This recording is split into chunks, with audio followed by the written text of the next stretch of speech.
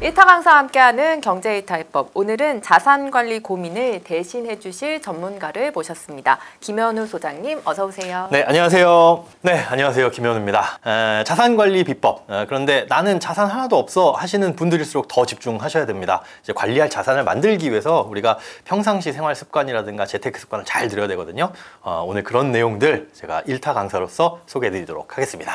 네, 소장님. 네. 요즘 같은 고물가 시대에 현명한 소비 습관이 어느 때보다 중요한데 네. 코로나 전후로 좀 소비 트렌드가 바뀐 것 같아요. 네. 최근 트렌드를 좀 짚어주시자면. 최근 트렌드, 이제 코로나 전에도 그랬는지는 모르겠는데 요즘에 보면 돈 쓰는 씀씀이가 부자나 그렇지 않은 분들이나 똑같다. 신혼부부 체크리스트 혹시 보셨나요? 인터넷에서? 저는 그거 보고 깜짝 놀랐어요. 그 신혼부부 체크리스트 보면 가전, 가구 준비해야 될 게 한 50가지가 넘거든요. 요즘에 필수 가전이 늘었죠. 그러니까요. 그 필수 가전 품목 중에 이 정도면은 잘 사는 집에서 준비해야 되는 거 아닌가라고 싶은 것들도 꽤 많이 있는데 그게 기본이더라고요. 예를 들자면 청소기도 그냥 진공 청소기 하나 정도면 충분했던 때가 있었는데 지금은 로봇 청소기, 진공 청소기, 물걸레 청소기, 스팀 청소기 나뉘고요. 세탁기 같은 경우도 그냥 세탁기만 있으면 안 되죠. 그건 좀 그렇죠. 있어야 되고 네. 거기서 조금 더 무리하면 이제 이게 세워놓는 옷 탈탈 털어줄 스타일러라고 부르는 네. 그런 것들도 필요하고. 그런데 이런 것들이 과연 정말 돈이 많으신 흔히 얘기하는 금수저에서 준비하는 것들이냐, 그게 아니라 그냥 통용되는. 그래서 결혼하려면 이 정도는 있어야 되지 않아 라고 하는 것들이 그냥 거의 비슷해졌고요. 그래서 그 집의 살림살이나 이런 것들을 보면 사실상 월급이 크고 적고 자산이 많고 적고를 떠나가지고 이 사람이 얼마나 잘 살고 못 사는지를 가늠할 수가 없어요. 그러니까 일반적으로 내가 소득이 있다라고 하는 분들의 살림살이를 보면 꽤 잘 사네. 그런데 이분의 재무구조는 어떻지가 가늠이 안 되는. 그러니까 남들만큼은 써야 된다라는 생각이 굉장히 많이 늘어났고, 그게 이제 SNS를 통해서 또 코로나를 겪으면서 우리가 그냥 갇혀서 살았잖아요. 그러다 보니까 남들 소비하는 거, 남들이 살고 있는 것들을 그냥 내 기준을 올려버리는 그런 용도로 쓰고 있는 게 좀 많이 바뀌지 않았나. 그래서 빠듯하게 받는 월급에서 더 많이 써야 되니까 더 어려워지지 않았나, 그렇게 생각이 됩니다. 그러면 이제 고정적으로 수입이 들어오는 직장인의 경우에 한 달 기준으로 적정 생활비 한 어느 정도, 한 몇 퍼센트? 얘기해 주실 수 있을까요? 이게 정말 답이 없는 얘기인데요. 제가 여기서 적정 생활비는 50%입니다 라고 얘기하면 그대로 쓰시진 않을 거잖아요. 사실 이게 답이 없는 문제예요. 왜냐하면 혼자 사시는 분의 생활비가 있을 것이고, 사회초년생 같은 경우에는 부모님께 얹혀 산다 그러면 훨씬 많은 금액을 저축할 거고, 그래서 다 다른 건데, 저는 가급적 이제 돈 벌기 시작한 사회초년생, 또 이제 돈 벌기 시작한 사회초년생을 두신 이제 부모님들 계실 거잖아요. 이런 분들 같은 경우에는 최대한 많이, 이게 금액으로 따지지 말고 한 90%까지는 저축하려는 걸 목표로 가셔라. 물론 200만 원 벌면서 90% 저축하려면 한 달에 그럼 20만 원 쓰라는 소리야? 라고 생각하실 수도 있는데 거의 불가능하겠죠. 근데 그걸 이제 목표로 두고, 그러면 내가 줄일 수 있는 게 어디까지 줄일 수 있느냐. 사실 돈 모으기에 가장 좋은 시기는 미혼, 그리고 부모님께 얹혀 살 때, 그리고 결혼하고 나서 애 낳기 전까지가 돈 모으기 가장 쉽거든요. 근데 참 아이러니한 게 돈을 내 맘대로 자유롭게 쓸 수 있는 시기도 이때예요. 딱 이때뿐이에요. 맞아요. 그러니까 이때 맘대로 쓰면 나중에가 굉장히 힘들어집니다. 근데 요때 잘 모아놓으면 그 습관도 잘 들고 요때 자산이 잘 굴러가거든요. 그때를 잘 통제해서 이때만큼은 내가 돈 좀 잘 모아야 되겠다라는 생각 가지고 미혼, 부모님께 얹혀 살 때는 90% 목표로 하되, 조금 못 지켜도 괜찮습니다. 출퇴근 거리 멀고 이러면 또 밤늦게 퇴근하고 그러면 야식 먹을 수도 있고요. 근데 목표는 그렇게 잡고, 최소한 사회초년생이라고 한다면 월급의 절반 이상은 무조건 저축. 그 정도 하시고, 나중에 이제 결혼하고 아이 낳고 그러면은 저축 어려워진다 라는 생각으로 미리 각오하시고 준비를 하시는 게 좋습니다. 연령별로 방금 사회초년생도 얘기해 주셨는데 꼭 줄여야 할 소비 항목을 좀 꼽아 주시죠. 연령별로 요즘에 공통적으로 많이 들어가는 거 배달비, 그다음에 택시비, 뭐라 그러죠? 구독료. 구독료가 생각보다 엄청나게 많이 늘어났어요. 맞아요. 그러니까 구독이라고 한다면은 예전엔 그 신문 구독 정도만 알고 있었는데 너무 올드하나요? 근데 이제는 구독이라는 개념이 가전제품도 구독을 한다. 맞아요. 이게 사실 말이 좋아 구독이지. 렌트잖아요. 렌트인데 그냥 진짜 내가 당장에 이걸 지불할 능력이 없어서 조금의 돈으로 가랑비 어쩌는 거거든요. 그런데 그런 구독료, 렌탈비라고 하는 것들이 굉장히 많이 늘어났습니다. 뭐 OTT부터 시작을 해가지고 OTT도 되게 많이 있잖아요. 하나만 있는 게 아니에요. 네, 그걸 근데 골고루 다 구독을 하면 저는 개인적으로 궁금한 게 그건 다 언제 보시나. 그러니까 그런 구독료, 그다음에 보지도 않는데 나가는 것들, 또 그 렌탈비부터 시작을 해가지고 뭐 정수기, 비데, 쿠팡 뭐 이런 거에서 뭐 돈 내면은 이제 이 배송비 무료 이런 것들 때문에 이제 몇천 원씩 내시는 거 있잖아요. 그걸 해놓으면 뭐가 문제냐 하면 그 본전 뽑기 위해서 무조건 배달을 시켜야 됩니다. 5,990원인가 뭐 얼마를 내니까 배달 요금 배송비를 뽑으려면 2번 이상은 내가 결제를 해야 되는데 그래야지 본전이잖아요. 안 그러면 생돈 나가는 거니까. 그렇게 해가지고 어차피 살 거 난 이렇게 구매를 해 라고 생각을 하시지만 사실 안 쓰는 게 제일 좋은 거거든요. 그래서 그런 내가 가랑비에 옷 젖는 그리고 이 습관적으로 빠져나가는 그런 돈들이 많이 늘어나지 않았는지 그게 전반적으로 꽤 많이 늘어난 거고 20, 30대 같은 경우에는 이제 그 앞서도 말씀드린 SNS에서 누구가 하는 거 따라하는 것들 한때 유행했었던 오마카세 야 이거는 재벌 2세 정도 되지 않으면은 어떻게 한 끼에 한 15만 원을 태울까 하는 생각도 들거든요. 물론 이제 생애 한 번 정도 경험은 해볼 수 있습니다. 하지만 그게 저는 정상적인 소비라고 생각하지는 않고요. 그게 다른 것들을 그럼 포기해야 되는 소비이기 때문에 그런 것들 좀 멋내기 위한 소비는 좀 줄여야 될 것 같고 그다음에 40대, 50대로 넘어가면은 많은 비용이 어디로 나가냐면 교육비하고 그다음에 금융비용이에요. 교육비는 사실 줄이기가 어려운 부분이 없지 않아 있습니다. 남들 다 교육시키는데 이거 어떻게 애들 학원이라도 하나 보내야지. 그렇다고 전교 1등 하는 건 아니지만 이거라도 안 시키면 부모님 마음으로서 좀 불안해. 근데 사실상 그걸 시킨다고 해가지고 이 아이가 그러면 과연 좋은 대학을 갈 수 있을 것이냐. 그리고 또 좋은 대학 가면 뭐해요? 가면 이제 취업 이런 것들 고민을 할 텐데 차라리 그 비용으로 아이들이 먼저 하고 싶은 걸 빨리 찾아주는 게 어떨지. 교육비는 내가 포기가 안 된다라고 한다면 금융비용이라도 그러니까 대출 이자라든가 할부 수수료 이런 것들 또 보험료 이런 것들에서 금융비용이 많이 발생하거든요. 이런 것들을 좀 줄인다면은 그래도 생활비에 조금 더 여유를 가지고 저축액을 늘릴 수 있지 않을까 그렇게 생각이 됩니다. 소비 항목 중에 네. 금액이 좀 상대적으로 큰 게 자동차 구입 비용인데요. 자동차 구입 비용은 전체 소득 대비 뭐 어느 정도가 적당하다? 저는 아무리 많아도 연봉을 넘지는 말아라. 1년치 연봉을 투자한다는 게 사실 잘 생각해보면 우리가 1년치 연봉 30살에 취업해서 60세까지 일한다고 생각을 했을 때 1년치 연봉을 쓴다는 건 30분의 1을 쓰는 거예요. 근데 그거 한 번 쓰고 평생 타냐? 이것도 아니잖아요. 뭐 빠르면 5년마다 한 번씩 타시는 분들도 있고 뭐 길게는 10년마다 한 번씩인데 10년마다 한 번씩이라고 하더라도 연봉의 10분의 1, 10%를 없애버리는 거니까 가급적이면 차는 저는 안 사는 게 좋다라고 말씀을 드립니다. 특히나 사회초년생, 특히 서울 사시는 분들. 그러니까 대중교통이 완벽하게 잘 돼 있잖아요. 출퇴근하는데 거의 문제 없거든요. 그런데도 불구하고 차를 산다? 돈 모으기를 포기하신 분들이다. 이분들은. 아마 차 사신 분들은 시간이 지나서 후회하실 거예요. 내가 그때 사회초년생 때 괜히 차 샀네? 그래서 이제 꼰대 같은 말씀들 많이 하시죠. 이제 후배들 보면. 너 차 사면 돈 못 모은다. 근데 그게 진짜 경험에서 우러나와서 하는 건데 지는 사놓고 왜 나는 못 사게. 차는 가급적이면 안 사는 게 좋고 정말 꼭 필요하다. 지방에 사시는 분들 진짜 출퇴근 거리 버스 기다리면 1시간, 1시간 반인데 진짜 차로 이동하면 2, 30분밖에 안 걸려요 하시는 분들은 그래요, 좋아요. 차 사주셔도 되는데 내가 결혼하고 나서 아이 가지면 분명히 큰 차가 필요할 거예요. 네, 그러면 지금은 이동수단으로만 중고차 시장 가서 최대한 경차로. 경차가 가격 방어도 잘 되거든요. 그러니까 나중에 이걸 중고차로 되팔 때 사고만 없고 안전하게 잘 탔고 크게 뭐 문제만 없으면은 거의 뭐 비슷한 가격에 팔 수 있어요. 큰 헐값 아니고. 그러니까 차에 너무 욕심내지 마셔라. 어차피 사회초년생 수준에서 외제차 타봐야 다른 사람들이 우와 멋있다 생각하는 게 아니라 아이고 혀밖에 안 차요. 밖에서 이제 표현만 안 할 뿐이지. 그러니까 최대한 이제 필요 없을 때는 차 필요 없을 때는 안 사시는 게 좋고 꼭 필요하다라고 한다면 중고차. 그리고 산다고 하더라도 절대 연봉은 넘기지 말고 최대한 오래 타는 걸로. 나 진짜 이거 평생 탈 거야 라는 각오로. 그러니까 중고차니까 뭐 한 2, 3년 타다 바꾸지 이거 아니에요. 그러면 새 차 사고 말지. 그러니까 오래 탈 생각으로 정말 꼼꼼히 잘 따져보고 연봉을 넘지 않는 수준에서 차를 꼭 사셔라. 그렇게 말씀드리고 싶습니다. 또 소비가 큰 항목 중에 하나가 네. 주거비잖아요. 그렇죠. 뭐 월세나 전세 대출 이자. 네. 소득의 한 몇 퍼센트 정도가? 말씀하신 것처럼 진짜 월세라든가 전세대출 이자 같은 경우는 내 자산을 모으는 게 아니잖아요. 완전 비용이죠. 그렇죠. 이런 비용들은 저는 소득의 한 15%는 넘지 않았으면 좋겠어요.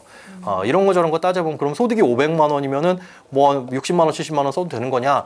가급적이면 줄이면 좋죠. 줄이면 좋은데 사회초년생 같은 경우에 예를 들어 한 250만 원, 연봉 3천이다 라고 했을 때 15%로 끝낼 수 있는 이유가 버팀목 전세자금 대출이라는 제도가 있잖아요. 이게 뭐 8천에서 1억, 뭐 지역에 따라서 소득에 따라서 다르긴 한데 중소기업 다니시면 훨씬 더 저리로 받을 수도 있고 1억 원까지도 뭐 대출을 받을 수가 있으니까 여기에 나가는 금리가 뭐 1%대거든요. 뭐 1.5%만 하더라도 연간 150만 원. 이 정도면은 한 달에 한 12만 원 꼴로 할 수 있는 거니까 충분히 15% 이내에서 월세를 낸다고 하더라도 그만큼 될 수가 있는 거예요. 만약에 내가 전세 자금 대출을 받으려고 하는데 전세 자금 대출을 받을 때도 일부 내 돈이 필요한 경우도 있어요. 그러면 첫 번째로 목표는 그거죠. 그만큼 그 보증금만큼은 예를 들어 1억 대출 받는데 뭐 3천만 원 내 돈으로 있어야 된다. 그럼 3천만 원 모으는 거 첫 번째 목표로 가고 그 다음에 그렇게 비용 줄이는 걸로. 그 다음에 처음에 집을 얻으실 때는 가급적 쬐끔하는 걸로. 물론 그 나 혼자 산다 이런 거 보면 뭐 방 여러 개, 옷방도 가지고 싶고 뭐 게임룸도 가지고 싶고 하고 싶겠죠. 근데 처음에 투룸 살다가 원룸으로 이사 가기 힘듭니다.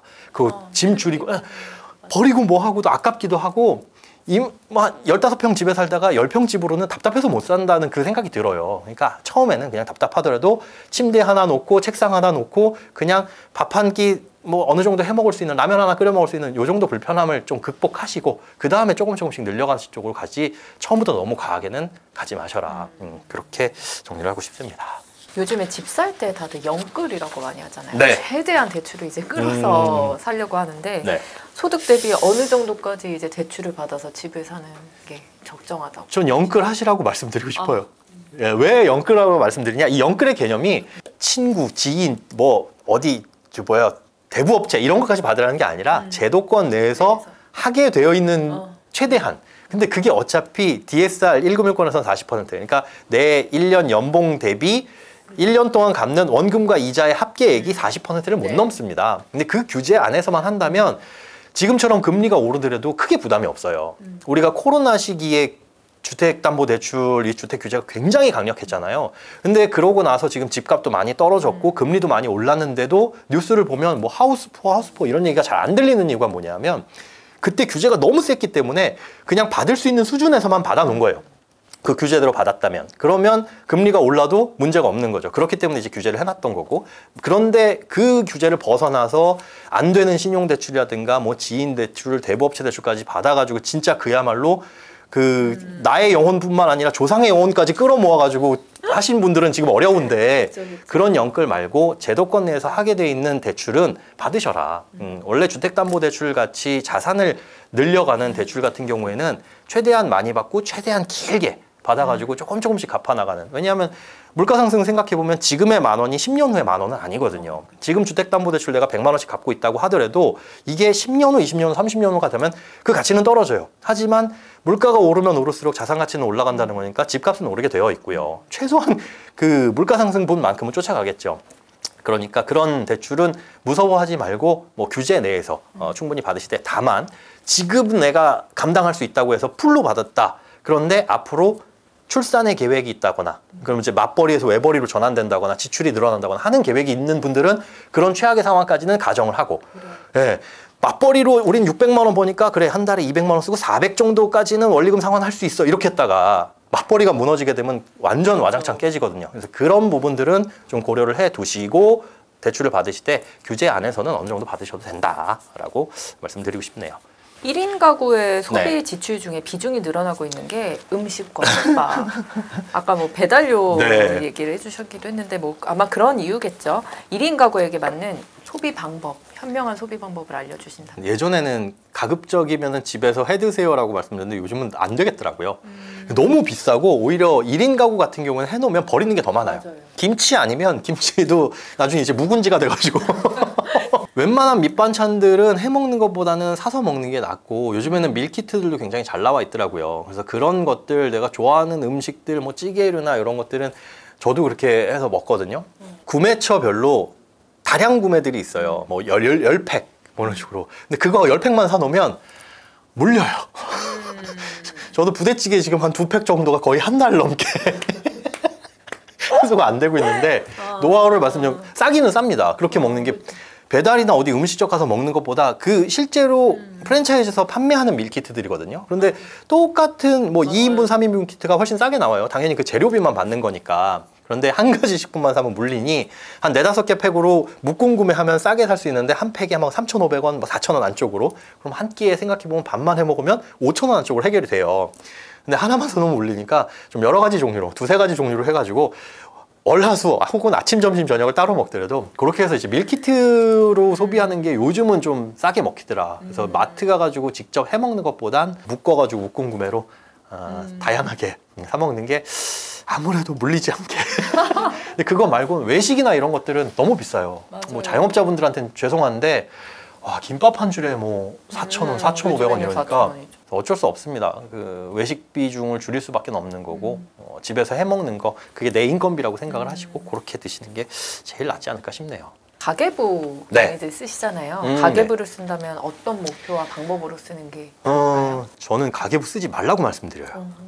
왜냐하면 가계부 쓰는 목적만 달성하면 되거든요. 가계부를 쓰는 목적이 뭐냐면 그냥 불필요한 지출을 걸러내기 위해서예요. 쓸데없는 지출이 뭐가 있나 그거 찾아가지고 줄이려고 하는 건데 가계부를 앱 같은 거로 쓰다 보면 문제가 불필요한 지출이 눈에 안 보입니다. 그게 왜 그러냐?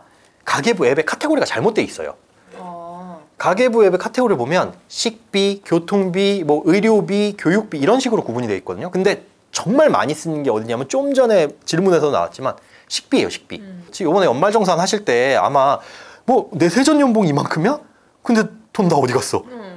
뭐지 내가 이렇게 많이 썼다고 해서 신용카드 내역서를 뽑아보면 다 식비입니다. 대부분 많은 것들이 식비인데 그럼 먹지 말고 살아야 되냐? 그게 아니라 식비도 써야 될 식비가 있고 줄일 수 있는 식비가 있는 거예요. 그럼 써야 할 식비는 뭐냐? 아침, 점심, 저녁 먹는 거 당연히 써야 되죠. 그런데 그 외의 식비들 보면 점심 먹고 카페 가가지고 디저트와 커피 한 잔 마시는 거 혹은 저녁에 스트레스 풀려고 치킨에 맥주 뭐 이런 거 물론 그런 것들이 삶의 질을 높이는 데는 굉장히 필요한 비용들입니다. 하지만 인식하지 않고 써버려요. 의식하지 않고 그냥 써버리다 보니까 식비가 그만큼 높아지는데 그 식비 중엔 꼭 써야 될 식비가 있었고 참을 수 있고 통제할 수 있는 식비가 있던 거예요. 그러니까 요걸 분리해내야 되는데 가계부 앱은 그걸 못 해줍니다. 그냥 먹는 거는 먹는 거야 이걸 하니까 우리가 카드를 좀 분리를 해서 쓰셔야 돼요. 그러니까 꼭 써야 될 소비는 뭐 A라는 신용카드 쓰신다면 내 스트레스 해소, 나 삶의 질에 뭐 관여하는 이런 것들, 뭐 풍미 유지 비용 이런 것들은 신용카드 B 이런 걸로 쓰면서 밥 먹을 땐 A 카드, 그 다음에 밥 먹고 나서 커피에 마카롱 하나 먹을까? 요건 B 카드. 그러면 B카드를 쓰면은 요건 내가 평상시에 통제할 수 있는 금액이 얼마인지가 나오는 거잖아요. 오늘 점심에 그러면 비싼 고급 커피에 마카롱을 먹었으면 내일은 그냥 뭐 저 탕비실 가가지고 커피 타 먹을 그런 각오는 해야 된다는 거죠. 근데 그런 생각 전혀 없이 재벌처럼 써요.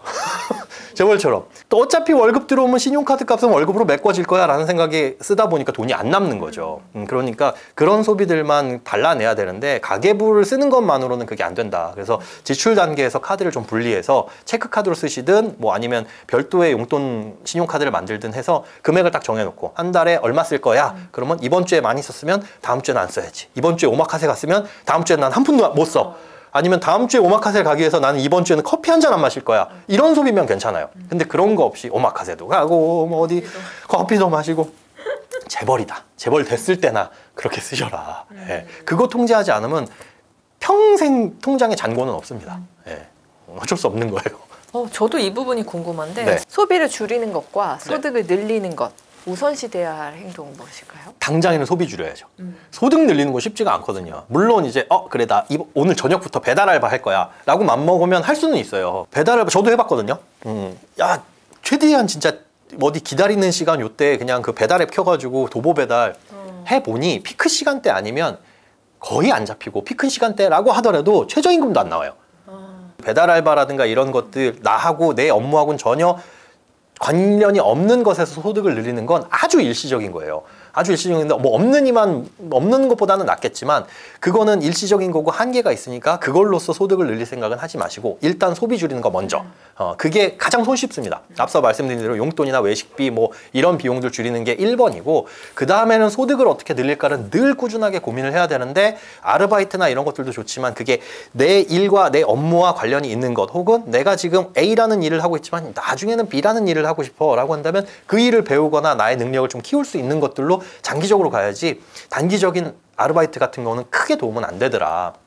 그렇게 생각을 하시고 소비 줄이는 거 먼저 접근하시는 게 좋을 것 같습니다. 고환율, 고금리, 고물가 이른바 3고 시대에 맞는 합리적인 저축 방법 뭐 따로 있을까요? 고금리 시절에는 금리를 많이 주는 걸 저축을 해야 되겠죠. 그래서 예금, 적금 이런 것에 많이 몰려갔던 시기도 있었어요. 그런데 지금은 앞으로는 금리가 낮아질 것이다 라는 전망들도 많이 나오고 있고 물론 그 전망들이 작년부터 계속 틀리긴 했지만 이거는 전망일 뿐이지 누구도 예측할 수는 없습니다. 그러니까 그냥 참고만 하시고 시장의 흐름이 어떻게 굴러가는지 정도로 우리가 공부하는 거예요. 우리가 착각해서는 안 될 게 재테크 공부를 하고 경제 공부를 하면 돈을 크게 벌 수 있을 것이고 뭐 부자가 될 것이다 이런 꿈은 깨셔야 됩니다. 망상이에요. 공부를 한다고 되는 게 아니라 우리가 공부를 해서 얻을 수 있는 건 엉뚱하거나 어리석은 투자 그런 것들을 안 하기 위한 거예요. 피해갈 수 있는 거 혹은 뭐 사기라든가 이런 거 당하는 방법을 피해가는 거거든요. 지금처럼 그럼 나중에 금리가 낮아질 것 같다라는 전망 공부를 해보니까 그럴 것 같더라 라고 했을 때는 뭘 하는 게 좋으냐 부자들이 하는 걸 따라하면 됩니다. 부자들이 하는 건 주로 어디에서 이루어지냐? 은행이라든가 증권사에서 많이 이루어지거든요. 우리가 은행 가면 PB룸이라는 데 있잖아요. 돈 많으신 분들이 자산관리 상담 받는데 여기보다 문턱이 낮은 곳이 증권사예요. 증권사 가면 룸은 아니지만 칸 돼가지고 거기마다 뭐 팀장님 뭐 이런 식의 과장님의 직함을 달고 상담을 해주시는 분들이 있거든요. 그런 분들 같은 경우에는 은행에 어디 VIP룸 들어가는 것보다는 문턱이 조금 낮고 상담을 받을 수 있는데 거기에 가면 그래도 돈 많으신 분들이 요즘에 뭐 하는지를 볼 수 있어요. 근데 요즘에 최근 들어서 작년 10월 즈음부터 돈이 어디로 움직이냐 하면 장기 채권 많이 들어가고 있습니다. 장기 채권은 그냥 국공채라고 보시면 나라에서 발행한 채권이라고 보시면 돼요. 예, 나라에서 발행한 차용증. 나라에다 돈을 빌려주는데 그럼 안전하겠죠? 나라가 망하지 않는 이상 내가 돈을 돌려받으니까. 그런데 지금처럼 금리가 높은 시기에 나라에서 발행한 채권의 금리를 보면 해봐야 뭐 한 1.5% 이런 것들이 있었어요. 그냥 코로나 직전에. 1.5%면 굉장히 낮은 거잖아요. 그러니까 인기가 없어요. 10,000원짜리 차용증이 한 7,000원에 거래가 됩니다. 근데 그 10,000원짜리 차용증 을 7,000원에 사가지고 이렇게 딱 들고 있으면 30년 후에는 내가 이걸 7,000원에 샀더라도 10,000원에 주는 거예요. 그럼 3,000원의 차익을 볼 수 있겠죠. 거기에 플러스 1.5% 이자가 붙어서 나오는데 그럼 이걸 30년 동안 들고 있냐? 그게 아니라 자 지금은 금리가 높아가지고 이 1.5%짜리 채권이 10,000원짜리가 30%나 싼 가격에 헐값에 거래가 되는데 앞으로 금리가 기준금리 3.5에서 3, 2.5, 2, 1 이렇게 낮아지면 이 1.5%짜리 채권도 지금과는 다른 매력이 있을 거예요. 그래 이 정도면 괜찮아 라고 하는 시기가 올 거거든요. 그러면 이 가격이 7,000원에서 7,500원, 8,000원 이렇게 올라갑니다. 실제로 작년 10월 정도에 이 7,000원에 거래되는 채권이 6,000원 정도였어요. 금리가 낮아질 것 같다라는 그런 예상과 기대 때문에 이렇게 올라온 거거든요. 그런 것들을 사두시고 앞으로 금리가 낮아지게 되면 가격이 올라가는 고금리 시대에는 고금리 상품에 투자를 해야 되겠지만 앞으로 금리 방향에 따라서도 재테크는 달리 해야 된다. 공부를 해야 되는 이유가 내가 그러면 선택지가 여러 가지 있는데 이 선택지 중에 최악의 선택지는 뭐가 있을까를 걸러내는 거. 그러면 요즘에 부자들은 이래서 이런 것들을 하는구나. 요걸 쫓아가는 과정이라고 보시면 될 것 같네요. 아까 연령대별로 줄여야 할 소비 항목 막 여쭤보면서 사회초년생들 저축률을 최대로 일단 높게 잡는 게 중요하다라고 얘기를 해주셨는데요.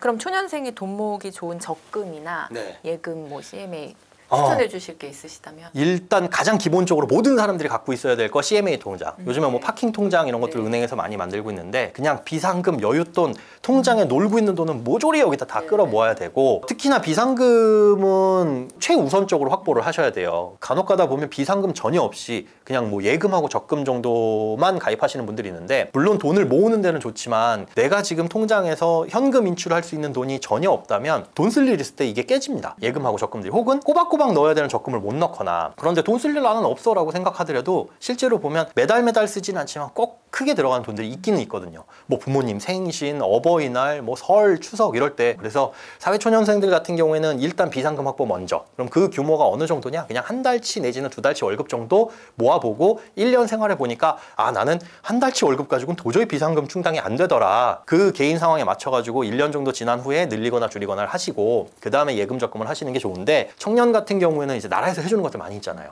청년 도약계좌라든가 뭐 이런 것들. 근데 지금 나온 청년 도약계좌는 사실상 만기가 너무 길어요. 그래서 그건 좀 고민을 해보실 필요가 있고, 각종 혜택이 있는 것들, 주택청약종합저축이라든가 이런 것도 청년 우대형 이런 것들 있죠. 그래서 청년에게 특화된 이런 상품들은 가급적 먼저 최우선적으로 고려를 해보셔라. 그리고 목돈 마련하는 걸 첫 번째로, 그러니까 안전한 예금 적금으로 1번 1순위의 목표, 나 1년 동안 한 1,000만 원 모아볼 거야. 그 다음에 혹은 뭐 2년 안에 3,000만 원 모아볼 거야. 그러면 그걸 달성한 다음에 느낌과 그런 것들도 경험이 체득이 되거든요. 그래서 그런 거 우선적으로 하시는 게 좋고, 나는 그래도 공부도 해보면서 투자도 해보고 싶은데 라고 한다면 경험 삼아서 뭐 10만 원, 20만 원 수준에서 조그만 돈으로 한번 뭐 ETF라든가 펀드라든가 이런 것도 투자해보면서 공부도 해보시고요. 뭐 그런 방향으로 일단 첫 번째는 원리금 보장이 되는 쪽에 그 다음에 투자 공부하면서 목돈이 모이면 그 다음은 이제 운용을 고민을 하시는 게 좋을 것 같습니다. 많은 분들이 네. 1억 모으기 목표로 저축 많이들 하시는데요. 네. 그러면 가장 빠르고 현실적인 방법을 조금 제시해 주신다면? 100만 원씩 저축하면 얼마죠? 100개월이네요. 100개월. 100개월을 저축해야 1억을 모을 수 있는데 정말 큰 돈이죠. 근데 예나 지금이나 1억이라고 한다면은 굉장히 상징적으로 큰 돈이에요. 물가가 많이 올랐어도 그만큼 이제 어떻게 보면 모으기 어려운 돈일 수도 있는데, 막상 실제로 모으신 분들을 보면 허탈해합니다. 주변에서 사회초년생들 그런 거 이악 물고 열심히 많이 하거든요. 요즘은 뭐 짠테크 뭐 해가지고 저 뭐 드디어 1억 모았습니다 라고 하는데 그분들의 다음이 없어요. 이분들의 고민은 뭐냐면 1억 모았는데 이제 뭐 해야 돼요? 세상이 달라질 것 같은데 달라진 게 없거든요. 1억을 모아보면 그때는 뭐 할 게 많다고 했는데 없어요. 그럼 저 이제 3억 모아야 되나요? 이 생각을 합니다. 그런데 그것 때문이에요. 진짜로 1억 가지고는 할 수 있는 것들이 굉장히 많이 있어요. 그리고 심지어 1억이 아니라고 하더라도 5천만 원, 뭐 7천만 원, 8천만 원만 돼도 큰 돈이에요. 근데 그렇게 1억을 모아나가는 과정에서 그럼 이 돈을 모으면 나는 뭐 할 것이다 라는 걸 늘 꾸준하게 생각을 해야 되는데, 요것만 목표로 삼으니까 뭐가 없는 거예요. 예를 들어 1억을 모으면 뭘 할 수 있냐? 5억짜리 집을 살 수 있습니다. 주택담보대출 생애 최초 같은 경우에는 80% 대출이 나오니까 5억짜리 집을 살 때 1억 원만 있으면 4억 원 대출을 받을 수 있어요. 그럼 4억 대출 받으면 한 달에 원리금 상환액이 대략적으로 한 200만 원 가까이 되거든요. 그렇다고 한다면 아, 내가 1억을 모아서 지금 월급에 원리금 상환액 나가면은 아, 그래 5억짜리 집은 무리고 한 4억 원짜리 집은 살 수 있겠다. 이런 식으로. 그럼 4억 원짜리 집을 사고 나면 뭐 하지? 아, 돈 좀 더 모아서 집값이 4억에서 한 4억 5천 오르면 팔고 한 5억 5천 이렇게 갈까? 이런 계획도 세워볼 수 있는 거고. 아니면 금융상품 쪽으로 간다면 내가 지금 100만 원을 가지고 투자할 수 있는 금융상품 그렇게 많이 없습니다. 해봐야 뭐 주식, 펀드 이런 것들이죠. 따박따박 모을 수 있는 거. 그런데 돈 1,000만 원, 3,000만 원, 5,000만 원 이런 걸 가지고 증권사에 가게 되면 리스크를 분산해 가면서 수익은 주식에서 낼 수 있지만 여기서 마이너스 나는 걸 조금 안정적인 채권에서 굴려서 여기서 확정이익을 좀 받아봅시다. 그러면 시간이 지나가면 채권에서도 안정적으로 이렇게 이자가 나올 것이고, 앞서 말씀드린 대로 채권 가격이 상승하면 이렇게 올라갈 수 있는, 해지할 수 있는 부분도 있고, 주식이 떨어지더라도 여기서 퉁, 여기서 퉁, 에이 그래도 본전이라도 손해는 안 보겠네, 이런 것들을 할 수가 있거든요. 돈을 모은다, 1억을 모은다라고 한다면 그 과정도 중요하고, 1억을 모은 다음에 이 돈으로 무엇을 할 것이냐도 꾸준하게 좀 생각을 해보셔야 됩니다. 그렇지 않으면 1억 모은 다음에 허탈해서 현타 오고 그 다음부터는 에라 모르겠다, 이렇게 해도 부자는 될 수 없고, 이러면 이때부터 포기, 그때부터 갑자기 지출이 늘어나는 그런 안 좋은 일들도 벌어지니까 그 다음에 뭐 할지를 늘 고민을 해보셔야 됩니다. 그렇다면 목돈 만들 때 단기, 중기, 장기 뭐 기간별로 이제 모으는 노하우? 지금은 단기간에 집중하라고 좀 말씀을 드려요. 왜냐하면 미래의 전망이나 예측 이런 것들이 이제는 한 치 앞도 모르는 시기가 와버렸습니다. 파월 의장이나 정말 석학들이 모여있는 곳 아닙니까? 연준이라고 한다면 그분들조차도 금리 향방 모르고 물가 향방을 모르고 앞으로는 어떻게 될지 우리는 모르겠다라고 하는 상황에서 중장기적으로 뭔가 계획하고 그렇게 저축을 한다는 것 자체가 무의미해졌어요. 중장기 계획을 세우는 건 그냥 아, 나는 30살 저 정도면은 요 정도 전세자금 모아가지고 이사 정도 가고 40살 정도면은 집을 사고 싶다, 요런 정도의 큰 틀은 그려나가되, 그럼 40살에 어느 정도의 자금을 확보하고 있어야 되니까 한 달에 20만 원씩 요런 저축을 부을 거야 라는 거는 하지 마셔라. 눈앞이 어떻게 될지 모르니까 일단 단기간에 집중해서 1년 내에 3년 내에 목돈 만들고, 그때 시장 상황 봐서 시장 상황이 괜찮다, 지금은 어떻게 보면 괜찮은 거거든요. 사실 리스크가 물가밖에는 없잖아요. 물가만 안정되면 금리도 낮아질 것이고, 그러면 이제 자산 가격이 올라갈 거고, 그것 때문에 미국 시장이나 이런 것들이 지금 폭발적으로 막 계속 상승하는 걸 수도 있고요. 그냥 기대값에. 그렇다고 한다면 그때 시기를 보고 판단을 해야지 단중장기 나눠가지고 이렇게 흘러갈 것이다 라고 하는 순간 거기서 삐끗 잘못해버리면 이거 돌이킬 수 없다. 그래서 단기간에 돈 모으고 그때 상황 봐서 또 발전시키고 이렇게 해 나가시는 게 좋을 것 같습니다. 주변에서 이제 네. 돈을 모을 때 많이 추천하는 방법이 통장 쪼개기인데요. 예. 이 방법은 어떻게 생각하시나요? 필수라고 생각을 해요. 이 통장 쪼개기가 앞서 말씀드린 그 용돈과 외식비 요거 나눠서 쓰라는 거와 일맥상통하거든요. 고정적으로 나가는 지출들은 있어요. 네. 그 고정적으로 나가는 지출들은 대중교통비 뭐 이런 것들. 택시는 아닙니다. 이 택시는 저는 그 게으름 비용이라고 생각을 해요. 그게 아침에 좀만 더 자자 뭐 이래가지고 후다닥 택시 타는 거 타셔도 돼요. 대신 그러면 치킨 못 먹습니다. 그거 하나는 포기하셔라. 이것도 외식 비용에 포함을 하셔야 되는 그런 비용인데, 그거 말고 대중교통비는 우리가 아낄 수가 사실 없어요. 뭐 요번에 나온 K패스 뭐 이런 것들로 일부 아낄 수는 있지만 걸어다니지 않는 이상은 못 아끼는 겁니다. 그래서 대중교통비, 뭐 휴대폰 요금, 이것도 알뜰폰 쓸 수 있지만 안 쓸 수는 없으니 아낄 수 있는 그 최저치가 있으니까 이런 것들은 스트레스 받지 마시고 그냥 신용카드로. 그래서 나의 고정 지출은 그래, 알뜰폰으로 아껴보니까 나의 통신요금은 그냥 한 달에 25,000원이 정말 최저점이야. 여기에 인터넷 포함하니까 35,000원은 내야 되네. 플러스 뭐 하니까 야, 숨만 쉬어도 나갈 돈이 60만 원이네. 이거는 못 아끼는 돈입니다. 더 이상 아낄 수가 없어요. 늘어나면 늘어났지. 그래서 이런 것들은 신용카드로 쓰시고, 그 외에 아낄 수 있는 것들, 그러니까 뭐 외식비, 앞서 말씀드린 모용돈, 이런 건 통장 쪼개가지고 체크카드로 만들어 놓고 거기에 돈 넣어놓고 그 체크카드로 쓰면 아낄 수밖에 없어요. 사실 우리가 평상시에 못 아끼는 건 신용카드이기 때문에 그래요. 근데 체크카드에 긁고 나면 앱으로 띵동 16만 5,800원 남았습니다 라고 하면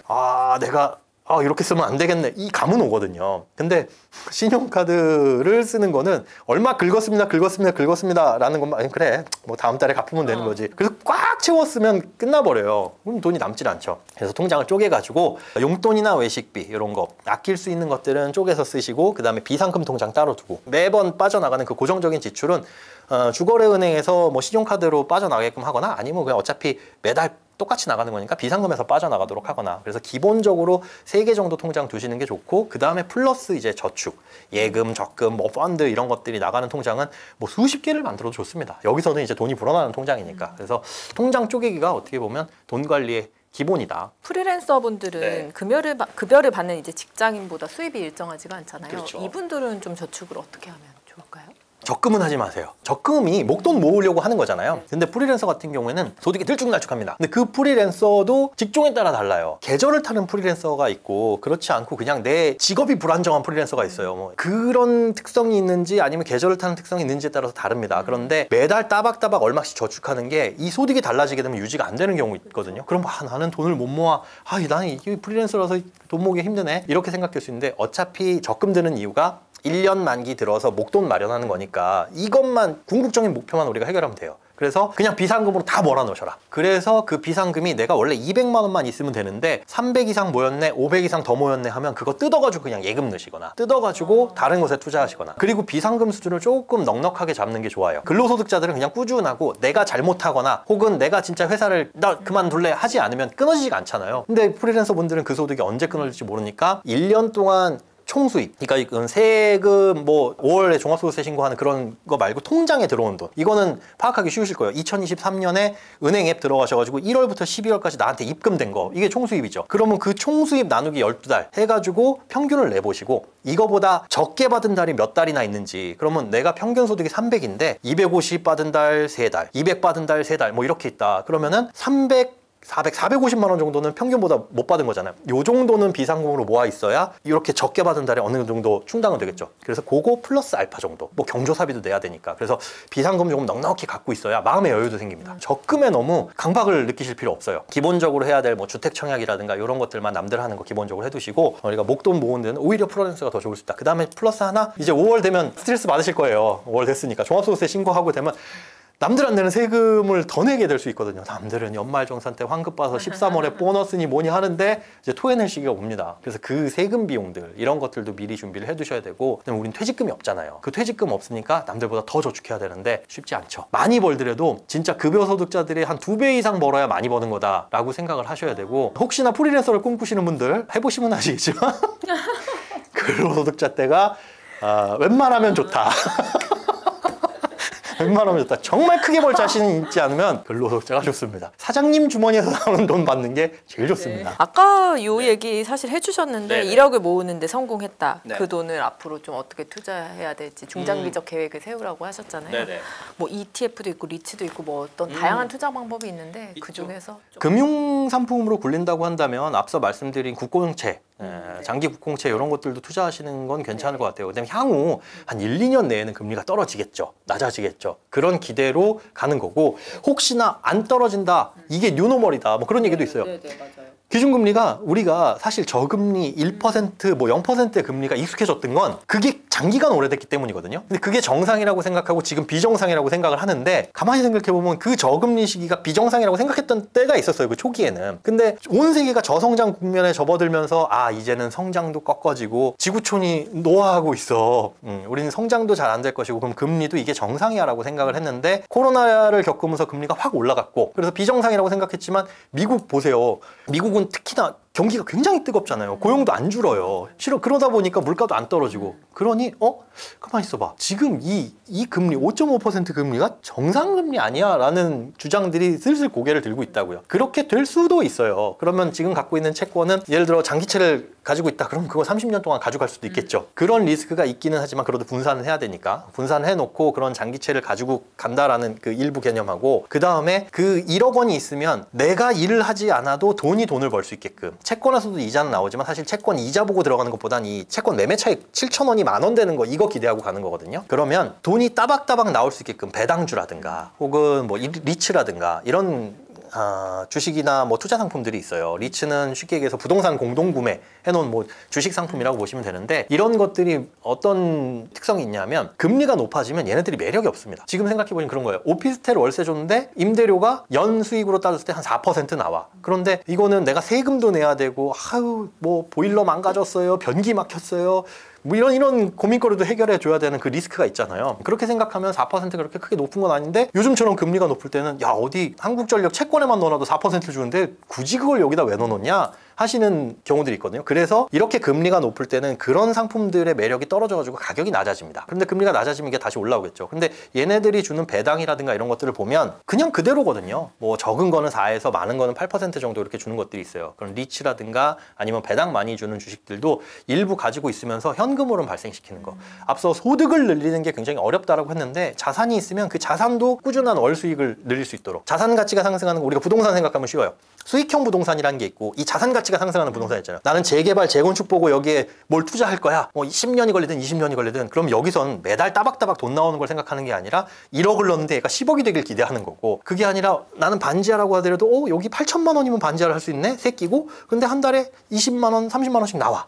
그럼 이거는 이 반지하 8천만 원짜리가 8억이 되기를 기대하는 게 아니라 조금씩 나오는 이거 보고 이게 수익형 부동산이잖아요. 금융상품도 마찬가지입니다. 그게 크게 성장해서 뭐 엔비디아처럼 2배가 되고 10배가 되고 이런 거 생각하시는 것들이 있지만 가격은 꾸준한데 마치 코카콜라처럼 그런데 배당은 꾸준하게 나와. 그런 것들도 분리를 해가지고 소득을 늘리는 방향으로 좀 나눠보시는 게 어떨까 그렇게 생각이 됩니다. 경제 좀 잘 모르는 사람도 쉽게 접근할 수 있는 재테크 공부법 추천해 주신다면 쉬운 것부터 접근하는 게 좋을 것 같아요. 그러니까 재테크 경제 그러면 되게 어렵다고 생각을 하시는데 진짜 어려워요.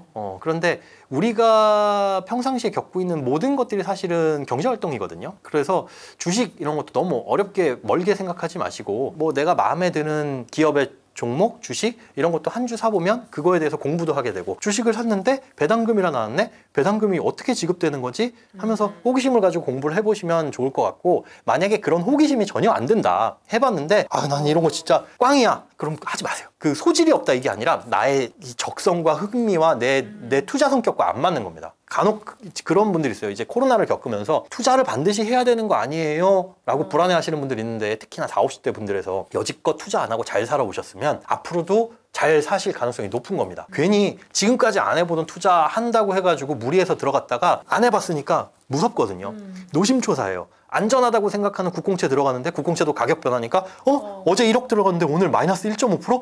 아니 채권이 왜 마이너스야?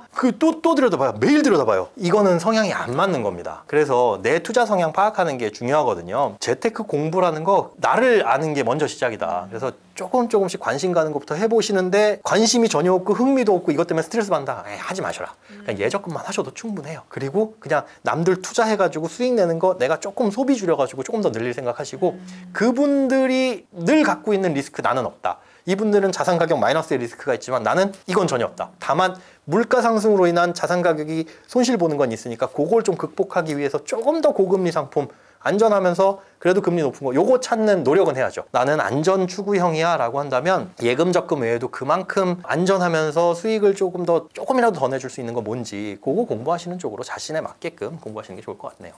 노후에 드는 월 네. 생활비 어느 정도면 적당하다고 봐야 될까요? 국민연금연구원 무슨 경제연구원에서 내놓는 자료들을 보면 터무니없어요. 터무니없어요. 왜 터무니없냐? 국민연금연구원에서 내놓는 것도 혼자 살기에 표준 생활비, 적정 생활비, 최소 생활비 이렇게 나오는데 그것도 최소한 250만 원이 넘어가요. 근데 지금도 일 안 하고 놀고 먹으면서 250만 원 받기가 어렵거든요. 아니 불가능해요.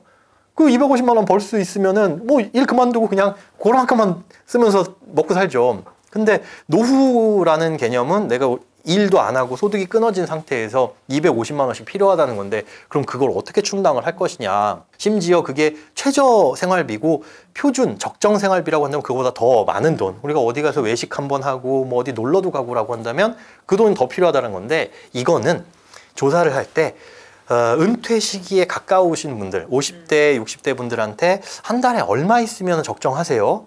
저희가 후배로서 어르신들의 의견 좀 묻고 싶네요. 요 정도면은 그래도 나쁘지 않은 수준 얼마라고 생각하세요? 그럼 그런 것들을 설문조사 해가지고 모으다 보니까 나는 200만 원만 있으면 돼요 하시는 분들 500만 원만 있으면 돼요. 평균치 내니 내 생활과 내 삶과는 괴리가 있을 수밖에 없습니다. 그래서 그런 건 싹 무시하시고 노후라고 하는 개념도 예전에는 60세 이후 이렇게 봤지만 지금은 사실 또 아니에요. 뭐 파이어족이라고 하잖아요. 노후가 별거 있어요. 그냥 놀고 먹는 시점인데 다들 빨리 놀고 먹고 싶죠. 40대든 난 나와가지고 놀고 먹고 싶어 하는데 그러면 내가 그럴 수 없다면 어쨌든 생계를 위해서 일을 해야 되는 시점은 언제까지고 그 이후로부터 소득이 끊어졌을 때 버틸 수 있는 금액은 어디냐. 이게 나이별로 다릅니다. 그러니까 60세가 할아버지 할머니 아니잖아요. 이제 진짜 아저씨 아줌마도 아니고 이제 형님 누나 내 나이가 먹어서 그런가. 그러면 60세부터 70세까지는 왕성합니다. 그래서 그때는 돈도 많이 쓰고 경조사비도 많이 들어갈 겁니다. 그러면 은퇴하기 직전의 생활비가 거의 65세, 70세까지는 이어진다. 이때를 잘 대비해야 되죠. 네. 그런데 국민연금은 65세부터 나와요. 기초연금도 65세부터 나와요. 그 소득합이 70%한테. 그럼 60세부터 65세까지 어쩔 것이냐. 요거를 이제 충당해 주는 것들이 연금저축이라든가 퇴직연금이라든가 이런 제도거든요. 그런 것들을 잘 블럭을 맞춰보면 그래도 한 10년은 버틸 만큼 근로소득자들은 충당이 되어 있어요. 문제는 프리랜서예요. 이거 다 우리가 준비해야 된다는 거고 근로소득자들은 그런 거 잘 맞춰보면 퇴직금 요때 나오고 요거 10년에 걸쳐서 나눴으면 되겠고 연금저축 지금 세액공제원으로 따박따박 붙고 있는데 55세부터 요거 10년 동안 연금으로 받게 되면 이것도 어느 정도 충당이 되겠네. 그럼 그 블럭 맞추기가 되거든요. 그럼 65세부터 뭐가 나와? 국민연금이 나와가지고 내가 지금 이거 받을 수 있냐 없냐 이거 고민하지 말고 대안이 없잖아요. 월급에서 뜯겨서 나가는데 그거 어쩔 거예요. 그거 국민연금으로 나올 거 안 내면 고지서 보면은 65세부터 최소한 요만큼이 평생 나오겠구나. 요만큼 깔려 있잖아요. 근데 생활비는 이렇게 가다가 한 70세부터는 이렇게 꺾어지기 시작합니다. 자녀들 독립하고 그다음에 이제 몸도 건강도 안 좋아지면 뭐 유럽 여행 이런 거 가기 어려워요. 무섭죠. 저도 막 100세 시대라고 하는데 90살이 됐을 때 유럽 여행 공짜로 보내준다고 해도 갈 자신 없거든요. 그래서 생활비는 줄어들 테니까 평생 뭐 250만 원, 300만 원 생활비가 필요하다가 아니라 60세, 70세 혹은 70세, 75세, 80세 이런 식으로 구간을 나눠가지고 그렇게 짜보시면 적정 생활비는 그때 다르다. 그래서 국민연금과 그런 평생적으로 나올 수 있는 주택연금 이런 것들로 죽을 때까지 나올 연금은 어느 정도 해소를 해놓고 그 다음에 요 중간중간 비는 부분 이런 것들을 위해 가지고 우리가 재테크를 하는 거라고 보시면 될 것 같네요. 국민연금 네. 받을 수 있나 막 이런 얘기 젊은 층 사이에선 나오는데요. 국민연금은 좀 어떻게 보고 계세요? 받을 수 있습니다. 네, 제가 국민연금공단에서 나온 사람은 아니지만 받을 수 있어요. 그게 못 받게 되면 그냥 나라가 망한 거예요. 맞아요. 그럼 네, 그러니까 나라가 해주는 게 그거예요. 우리가 국가가 국민을 보호해 주는 거는 뭐 외세 침략 혹은 공권력을 활용해서 불법적인 어떤 도적의 무리로부터 우리를 보호해주는 것들의 역할이고 플러스 복지잖아요. 그리고 그 국민연금은 국가와 국민과의 약속이고 법으로도 보장이 되어 있습니다. 지구상의 그 어떤 나라도 연금 지급을 중단한 나라는 없습니다. 예전에 그리스 뭐 국가 부도난다 어쩐다 뭐 해도 연금은 지급해줘요. 왜냐하면 그냥 그 나라 돈으로 찍어서 주면 돼요. 우리나라 같은 경우에도 그냥 조폐공사에서 찍어서 우리나라에서만 소비할 수 있게끔 어쨌든 찍으면 돼. 야 베네수엘라처럼 그러면 그렇게 물가 하면 어떡할 거야? 그러면 국민연금이 아니라 뭘 해도 망한 거예요. 그러니까 이거는 그냥 내가 어쩔 수 없는 불가항력적으로 해나가는 세금 같은 준조세 성격의 공적연금이라고 생각하시고 부어 나가시는 게 좋고 뭐 더 내고 싶다고 더 낼 수 있는 것도 아니잖아요. 근로소득자들은.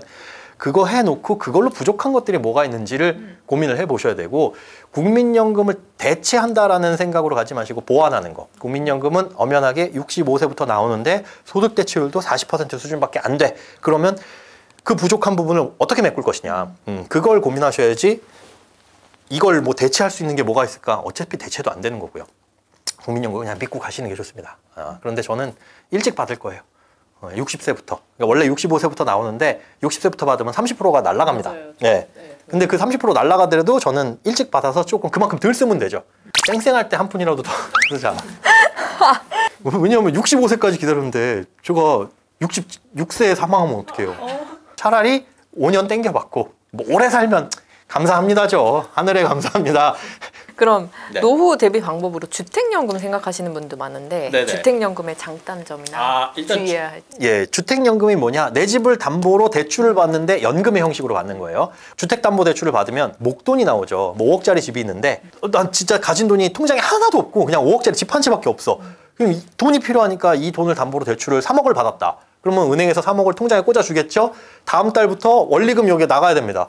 3억에 대해서 150만 원씩 매달 나가요. 그럼 이게 쭉쭉쭉 줄어들고 이거 다 쓰면 이제 또 어떻게 문제가 생기잖아요. 그런데 주택연금은 뭐냐? 3억을 한꺼번에 꽂아주는 게 아니라 주택가격 5억이세요? 그러면은 뭐 5, 4, 20, 200만 원씩 매달 조금씩 드릴게요. 이런 식으로 200 쌓아가지고 제가 사망하게 되면 여지껏 받아갔던 원금 여기 플러스 이자 이거를 상환하면 되는 겁니다. 누가? 내 자식들이 아니라 이 집에서. 5억짜리 집이 있으면 내가 여지껏 받아간 연금이 2억이다. 그러면 5억에서 2억 빼면 3억이죠. 이 3억은 자녀들한테 상속이 돼요.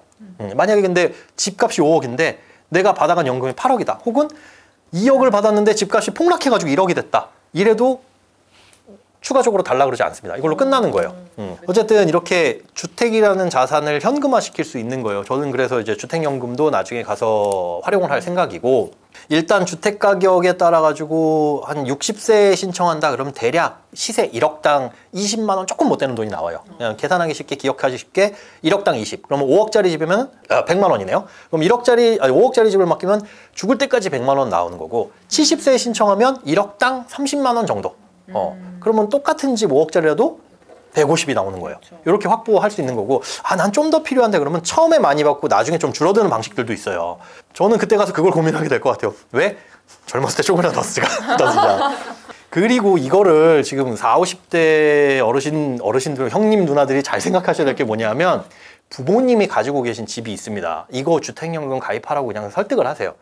왜냐하면 그분들께서는 무슨 생각을 갖고 있냐면 내가 그래도 집 한 채 갖고 있는 거 자녀들한테 물려줘야지 이 생각을 하는데 안 돼요. 지금은 100세 시대입니다. 우리 부모님 세대 돌아가시면 100세에 돌아가시면요 자녀들 나이는 70세예요.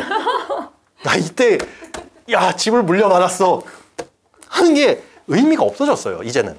그럼 차라리 부모님은 부모님대로 그 집을 잘 활용해서 자녀들이 우리 부모님 어떻게 모셔야 되나 이 부양에 대한 어떤 부담감을 확 줄여주는 게 낫고 앞서 말씀드린 대로 집값에 따라 가지고 나중에 연금 받은 거 퉁 해가지고 나머지는 상속을 해주는데 이걸 정확히 말씀드리면 주택금융에서 팔아가지고 처분하는 게 아니라 선택지를 줍니다.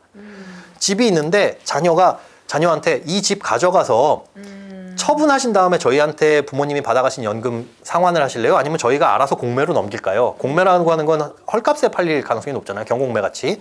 그런데 그때 봐가지고 여기는 개발 호재도 있고 집값이 오를 것 같은데 그러면 그냥 그거 집 받아다가 담보대출 받아가지고 그거 갚아버리고 자녀들이 갖고 있으면 되는 거예요. 선택지가 있는 거니까 차라리 그거 부모님이 쓰고 가셔라. 그러니까 사실 집값 깔고 앉아있으면 집값 오르면 기분 좋죠. 기분 좋을까? 근데 집 한 채만 있으면 세금만 많이 내야 되는데 그러니까 그걸 현금화시켜서 잘 쓰시는 게 오히려 더 유리하다. 그래서 부모님이 혹시 집 한 채 갖고 계신 분을 모시고 있다라고 한다면 부모님한테 적극적으로 저희 물려주실 필요 없이 어머니 아버지가 쓰세요. 부부 모두 생존해 계신 동안 나오니까. 혹은 그 주택연금을 지금 고민하시는 뭐 50대 분들 같은 경우에는 자녀 생각하지 마시고 그냥 주택연금 잘 활용을 하셔라. 저는 그 좋은 제도라고 봅니다. 네. 소장님이 보시기에 네. 가장 확실한 노후 준비는 무엇이라 생각하세요?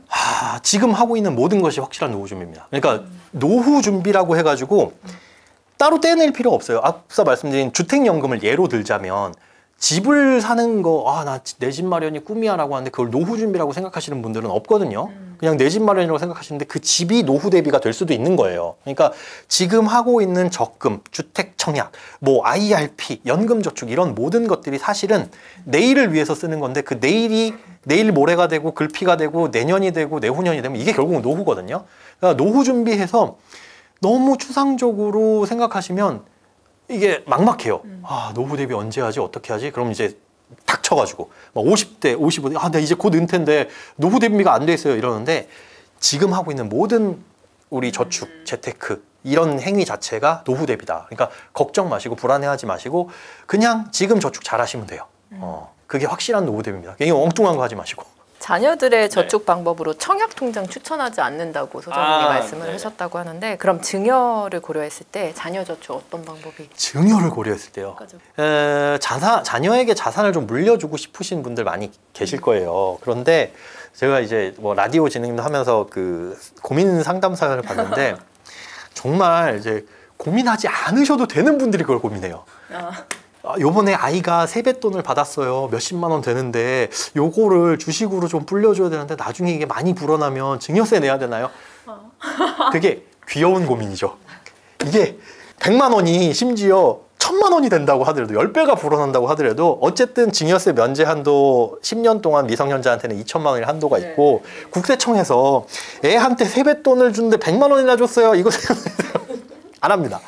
알아요. 그리고 심지어 그 돈을 뭐 했을 거냐 이렇게 여쭤보면 나중에 대학 갈 때라도 좀 보태주게요. 뭐 결혼할 때 조금 보태주게요. 우리가 증여세라는 건 자산을 증여할 때 그 부분에 대해서 세금을 과세를 하는 건데 증여세 비과세라고 하는 항목들이 있어요. 그러니까 아이를 양육하기 위해서 들어가는 돈들, 뭐 학원비, 대학 등록금 이게 사회 통념적인 것들 있잖아요. 유학 보내는 거 이런 것들도 그냥 인정해 줍니다. 그래. 애를 여기까지 부모님이 키우겠다는데 어쩔 거야. 그리고 결혼할 때도 지금은 뭐 합법적으로 1억 원까지 추가 증여도 되잖아요. 그런 것까지도 그냥 증여세 안 내도 되는데 그 돈 때문에 뭐 이런 거 전혀 고민하실 필요 없다. 그냥 소액들은 그렇게 하시면 되고 만약에 진짜 자산을 이전시켜주고 싶다. 내가 집도 있고 상가도 있고 뭐 주식도 있고 이런데 이거 어떻게 하면은 자녀한테 효율적으로 증여해 줄 수 있을까요? 증여는 합법적으로 절세할 수 있는 방법이 거의 없습니다. 그러니까 빨리 물려주는 수밖에 없어요. 증여세 면제 한도, 그러니까 10년 동안 2천만 원, 이 10년이 지나가면 다시 이 주머니가 뿅 하고 생겨요. 그러니까 빨리 2천만 원 물려주고 자녀가 그 2천만 원 자녀 계좌에서 많이 불어나게 해주고 그 다음에 10년이 지나면 또 2천만 원. 그런데 생각해보면 2천만 원씩 10년에 한 번씩 성인이 되면 5천만 원 늘어나긴 하지만 5천이라고 하더라도 한 5억 원 정도 주려면 100년이 걸려요.